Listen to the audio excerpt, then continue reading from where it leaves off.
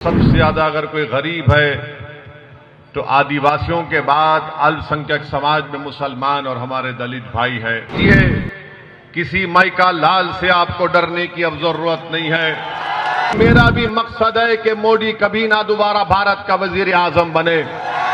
मेरे अजीज दोस्तों और बुजुर्गों, ये बात बिल्कुल सच है कि भारत में अगर सबसे कमजोर है समाजी तौर पर, तालीमी तौर पर, और सबसे ज्यादा अगर कोई गरीब है तो आदिवासियों के बाद अल्पसंख्यक समाज में मुसलमान और हमारे दलित भाई है। और इसका रास ताल्लुक इस वजह से है कि इनके पास इनकी कोई सियासी ताकत नहीं है, इनका कोई सियासी नेता नहीं है। इसीलिए आज आप देखते हैं कि आपको तकालीफ का सामना करना पड़ता है, आपको आए दिन फिरका परस्ती का मुकाबला करना पड़ता है, आए दिन आपसे तासुब के मुजाहरे किए जाते हैं, आए दिन हमारी बेइज्जती की जाती है।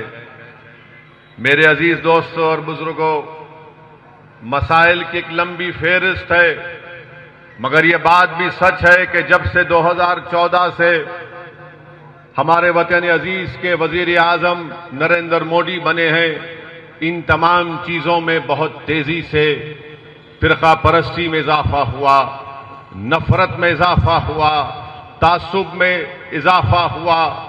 अगर आप ये समझते हैं कि इन तमाम चीजों का मुकाबला हम सिर्फ एक पार्टी कोड देखकर इन तमाम चीजों को हम खत्म कर पाएंगे, तो मैं आपके सामने जिम्मेदारी और बड़ी सच्चाई के साथ कह रहा हूं कि आप नहीं कर सकते।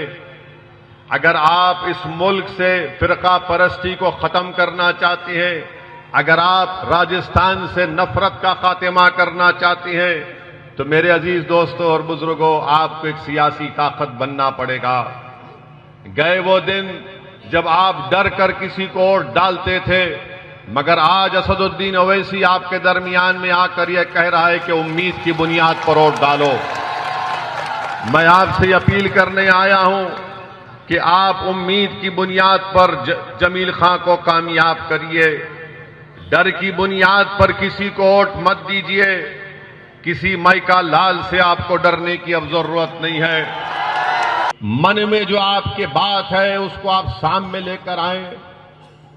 भारत के संविधान में यह लिखा गया कि आपको इक्वालिटी मिलेगी, बराबरी मिलेगी। भारत के संविधान में लिखा गया कि भाईचारगी पैदा करना हम तमाम का काम है।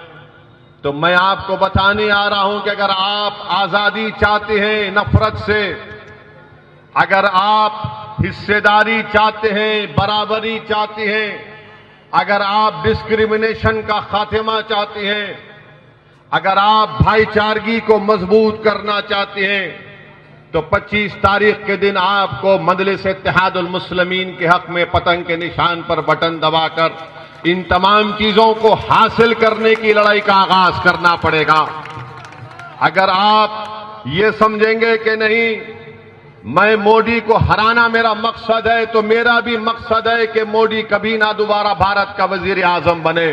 भारत की पार्लियामेंट में कानून लाया गया, उसको यूएपीए कहती है, अनलॉफुल अमेंडमेंट प्रिवेंशन एक्ट। उसको मोदी सरकार ने और गंदा कर दिया, यानी इतना गंदा कर दिया कि अगर किसी पर यूएपीए लगता है तो 4 साल 5 साल से पहले उन बच्चों की बेल नहीं होती, जेल में सड़ते हैं, उनको जमानत नहीं होती। आपको मालूम होना चाहिए कि जब लोकसभा में ये कानून को लाया गया तरमीम करने के लिए, तो क्या कांग्रेस ने अमित शाह के लाए हुए कानून की तायीद नहीं की? लोकसभा में कांग्रेस ने, राहुल गांधी ने यह कानून की तायीद की, और जब यह कानून बन गया तो उस कानून को इस्तेमाल नरेंद्र मोदी की सरकार करती है।